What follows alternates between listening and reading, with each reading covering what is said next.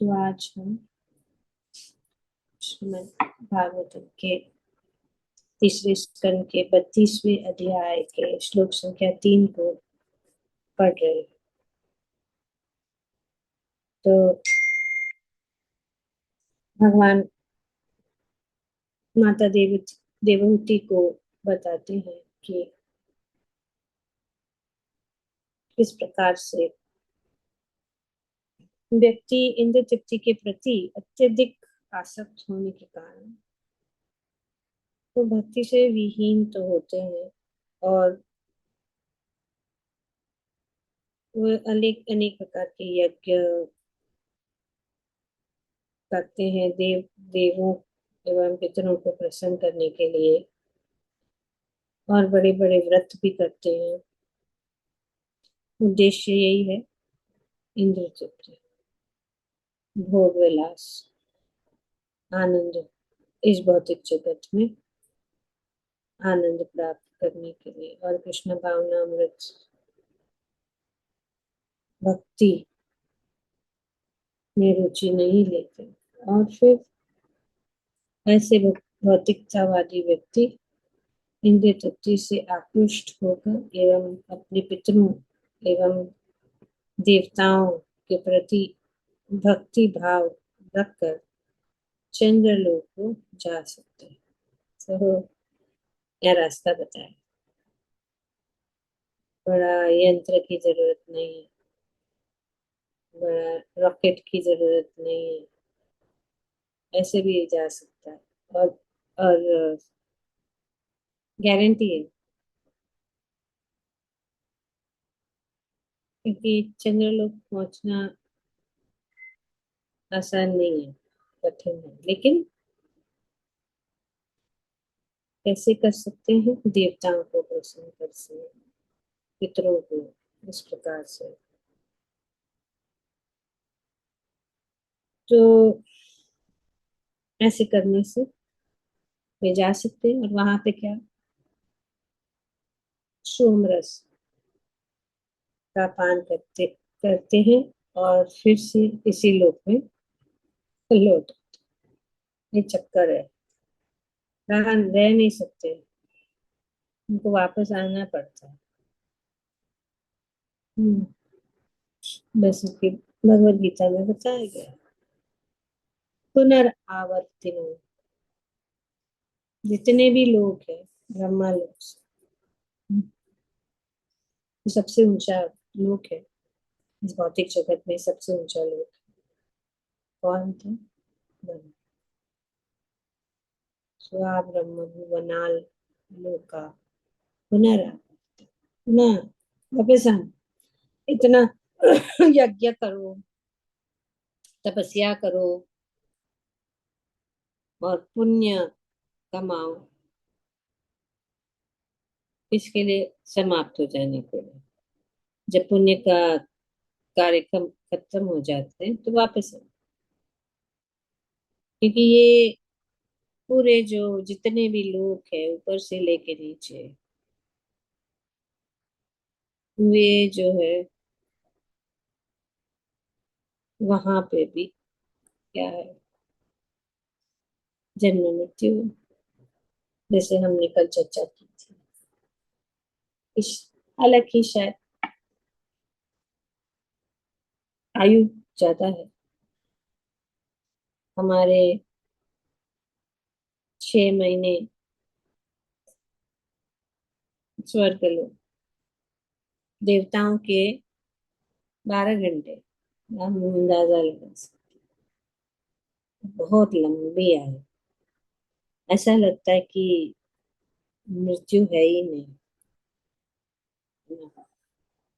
मृत्यु है ही नहीं। और ब्रह्मलोक में भी लंबा, ब्रह्मा जी के 12 घंटे एक दिव्य युग, दिव्य युग, दिव्य युग का अर्थ है जब 1000 बार कलयुग, द्वापर युग, त्रेता युग, सतयुग, 1000 बार एक साइकिल हो जाता है इतना, वो एक भारत तो लंबा। तो ऐसे लगते कि वे हमेशा अमर है, हमेशा के लिए है, लेकिन वे उनका भी समय, समय ही। क्योंकि सबसे प्रबल चीज इस भौतिक जगत में वो काल, समय। समय किसी को भी नहीं देखता, समय किसी के लिए भी नहीं रुकता, और जो समय गया वो वापस नहीं आता। के लिए समय बहुत इम्पोर्टेंट। हम सोचते हैं कभी कि हमारे पास बहुत समय है, पर एक्चुअली है ही नहीं, क्योंकि वो चलता ही जा रहा है, वो रुकता ही नहीं है। करोड़ों रुपए देकर भी हम उनको रुका समय को नहीं रुका सकते। तो इसीलिए ये सब जो है, जितने भी योगी है, जितने भी ज्ञानी है, hatha योगी है, कर्म योगी है, उनको अंत में भगवान के शरण में ही जाना पड़ेगा, और कोई रास्ता ही नहीं। अगर वो भगवत धाम जाना चाहते तो भगवान, इसीलिए क्योंकि माम उपेत्य तू कौन्तेय पुनर्जन्म न विद्यते। पुनर्जन्म नहीं होगा अगर हम भगवान के धाम में जाएंगे, भगवान के धाम गोलोक वृंदावन में जाएंगे, हम वापस आते ही रहेंगे, कितना भी बड़ा लोक क्यों न हो। ब्रह्मलोक, चंद्रलोक, इंद्रलोक, जितने भी लोक है,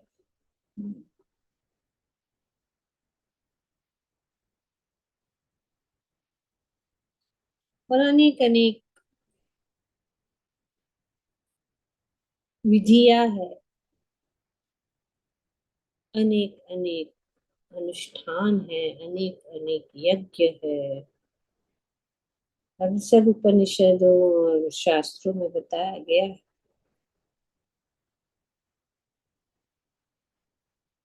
तो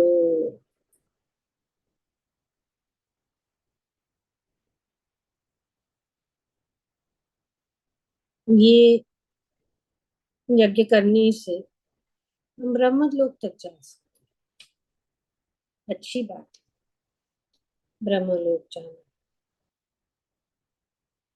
क्योंकि वहां पे वातावरण अच्छा है, बात सब सुविधाएं हैं। जैसे लोग सोचते हैं ये इंडिया में क्या रखा है, अमेरिका जाएंगे, अमेरिका में बहुत अमेरिका में बहुत सुविधा है, अमेरिका में बहुत अच्छा है। पर वहां पे भी तो जन्म मृत्यु है ही, वहां पे भी लोग बीमार पड़ते हैं, सुविधा है तो क्या हो, बड़े बड़े डॉक्टर है तो क्या हुआ, जन्म मृत्यु का क्या, वहां पे भी वही। और वहां पे हम सोचते हैं कि हाँ आराम से बैठेंगे, आराम से नहीं, वहां पे नौकर भी नहीं मिलता, नौकर का, हम यहाँ पे तीन तीन नौकर रख सकते हैं अपने घर में, वहां पे एक भी कठिन है, खुद को सब कुछ करना है। और सब लोग बोलते कि अमेरिका जाना है, अमेरिका जाना है। सब घर का काम, सफाई, अभी दिवाली है, तो बुलाओ, बिन ग्लैड, सबको बुलाओ, इसको बुलाओ, लेकिन वहां पे बुलाने के लिए भी इतना कठिन है कि हमको नहीं, हम नहीं कर सकते, सब नहीं कर सकते, छूंगे कर सकते, पर यहाँ पे खुद करना। ब्रह्मलोक में भी सुविधा है, लेकिन अगर ब्रह्मलोक में सुविधा होते हुए भी अगर हम अपने आप को कृष्ण लोक तक नहीं उठा पाएंगे, तो हमें वापस आना पड़ेगा। ब्रह्मलोक में सुविधा इसीलिए है ताकि हम आराम से भगवान की भक्ति कर सकते हैं, लेकिन वहां पे सुविधाएं ऐसी है कि हम भूल जाते हैं। इसीलिए तो स्वर्ग के निवासी सोचते कि एक पृथ्वी पे जन्म लें, क्योंकि वहां पे ऐशो आराम इतना है कि भक्ति जब, और ये भी स्वाभाविक है, जब हमारे पास सब धन संपत्ति ऐशो आराम मिल जाता है तो हम भगवान की भक्ति करना बहुत कठिन हो जाता है। एक्चुअली ऐशो आराम या धन या धनी परिवार में जन्म लेने का ये एक्चुअली सौभाग्य है, अपने पुण्य का कर्म के अनुसार मिलता है। इसीलिए कि हमको ज्यादा परिश्रम, भौतिक, अपने अपने आप को बनाए रखने के लिए ज्यादा परिश्रम नहीं करना, और उसके कारण हमें समय बहुत मिल सकता है जिसमें हम भक्ति को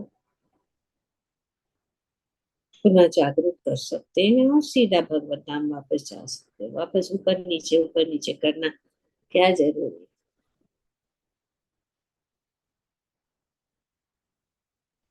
तो ऊपर ऊपर उठना, अगर ऊपर उठ के वापस नीचे आना तो फिर मतलब नहीं है। पर यहाँ पे बताया गया है। तो वापस लौटना, चंद्रलोक भी है। तो चंद्रमा का को स्वर्ग का एक लोक माना जाता है। विभिन्न वेद विहित यज्ञ यथा देवों एवं पितरों की पूजा संपन्न करने पर मनुष्य इस लोक में जा सकता।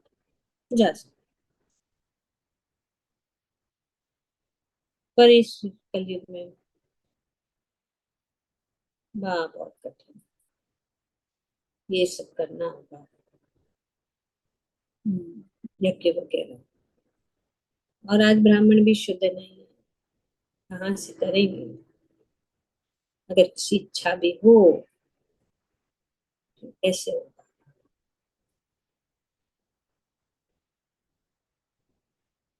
तो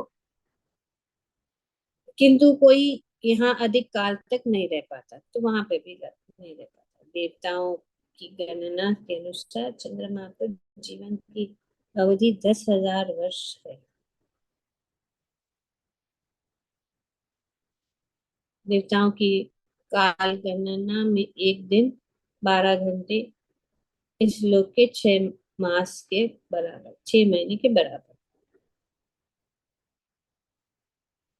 चंद्रमा तक स्पुतनिक जैसे किसी भौतिक यान द्वारा नहीं पहुंचा जा सकता। तो ये कहीं कोई चंद्रमा ही कैसे, लोग क्या है, चंद्रमा क्या है वो जानते नहीं है। तो सोचते हैं कि हम चंद्रमा पे गए। तो ये सच में नहीं जान सकते, किंतु पुण्य कर्म करने से भौतिक भोग से के प्रति आसक्ति लोग वहां पहुंच सकते। पर क्या होता है, जब यज्ञ कर्मों का पुण्य समाप्त हो जाता है तो चंद्रलोक तक पहुंच जाने पर भी मनुष्य को पृथ्वी पर पुनः आना पड़ता है। तो बहुत सारे चीजें हैं जो शास्त्र में बताए गए हैं। जो भी हमारी इच्छा हो, उस इच्छा के अनुसार अगर हम यज्ञ करेंगे और चीजें प्राप्त करना चाहेंगे, कर सकते हैं। हमने और पढ़ भी चुके हैं पहले, भागवतम में वर्णन है कि अगर जो भी हमारी इच्छा है, ये अनेक अनेक देवता है, अनेक अनेक यज्ञ करके उनको प्रसन्न करके हम प्राप्त कर सकते हैं इस भौतिक जगत। तो इसीलिए क्योंकि लोगों की इच्छाएं बहुत होती है, वो अनेक अनेक चीज चाहते हैं, तो ठीक है, वे धर्म के अनुसार करें। धर्म अर्थ काम मोक्ष, तो धर्म के अनुसार विधियां बताई गई।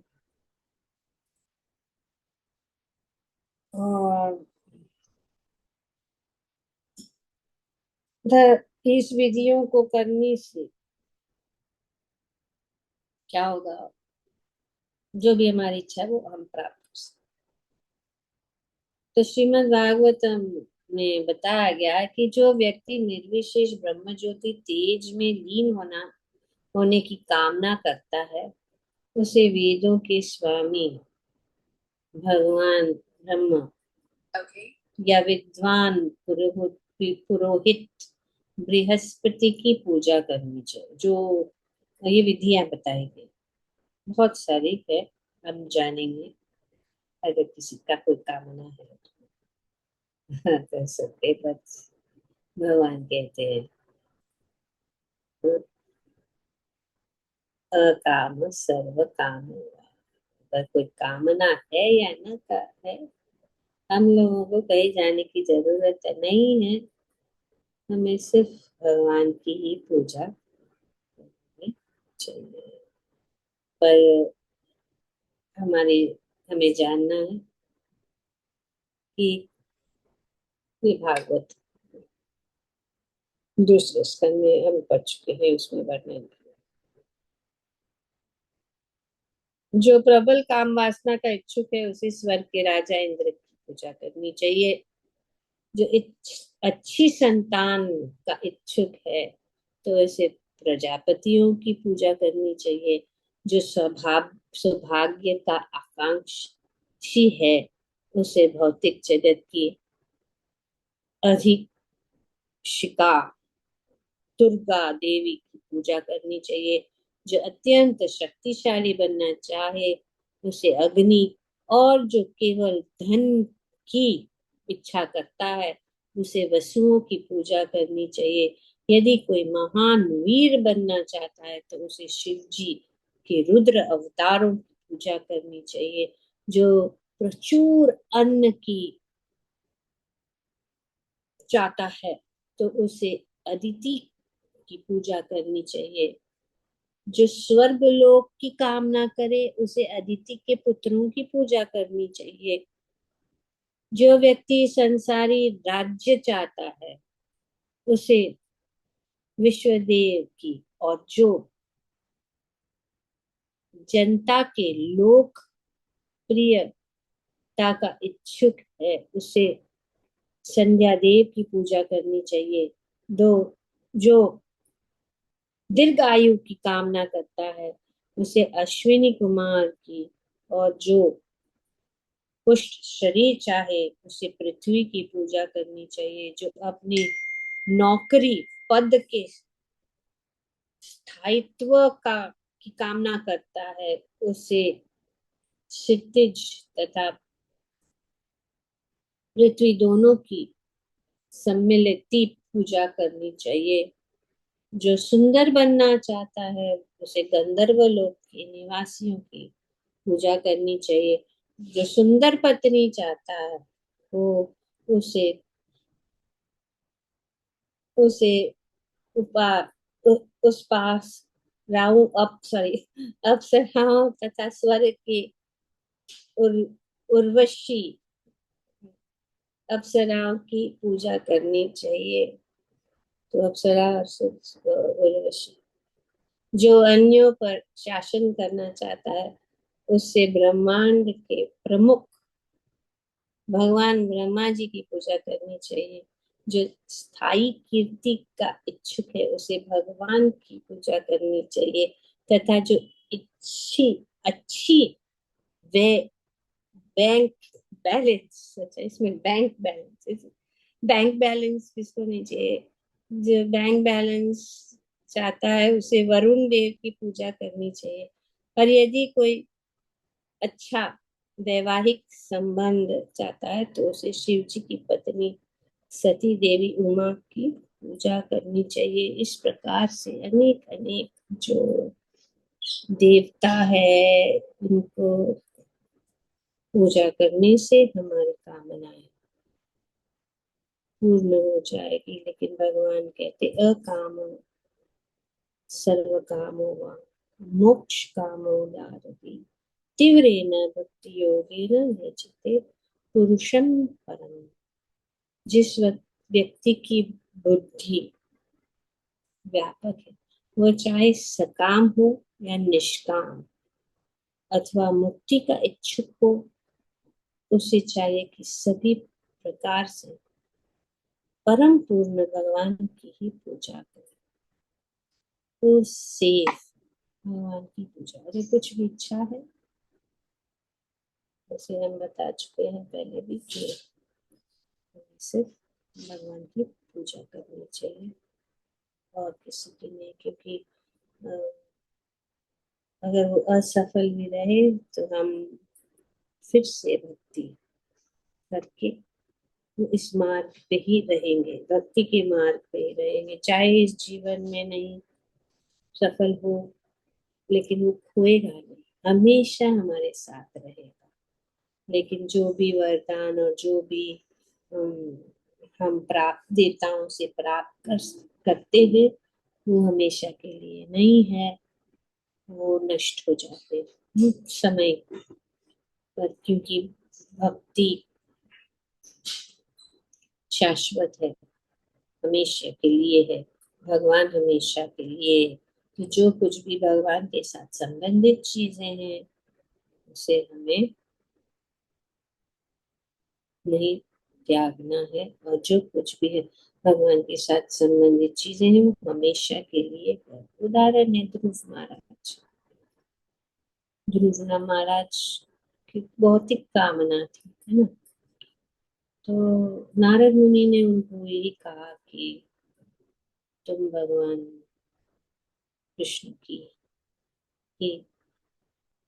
पूजा करो, फिर आपकी इच्छा पूरी हो जाए।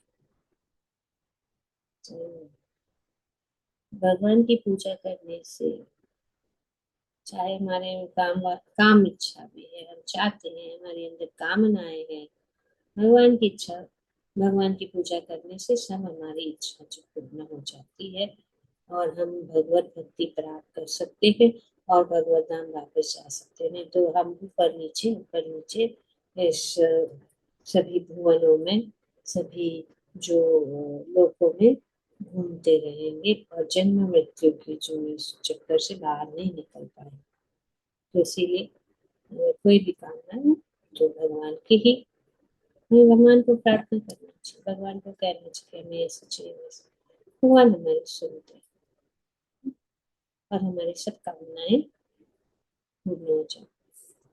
Okay, thank you very much. Hare Krishna. Just to Kirtan. Any questions? Sorry. Time नहीं वेस्ट करना है, भगवान की भक्ति करो, भगवान का नाम कीर्तन इसमें लगे रहो। अनेक अनेक अवसर भगवान प्रदान करते हैं, इतने सारे उत्सव होते रहते हैं, यही उद्देश्य से कि हम किसी न किसी प्रकार से भगवान का स्मरण करें। जैसे ये दामोदर लीला है, दामोदर मास है, कार्तिक मास है, भगवान की पूजा, ज्यादा से ज्यादा कीर्तन, ज्यादा से ज्यादा हरि नाम। ओके।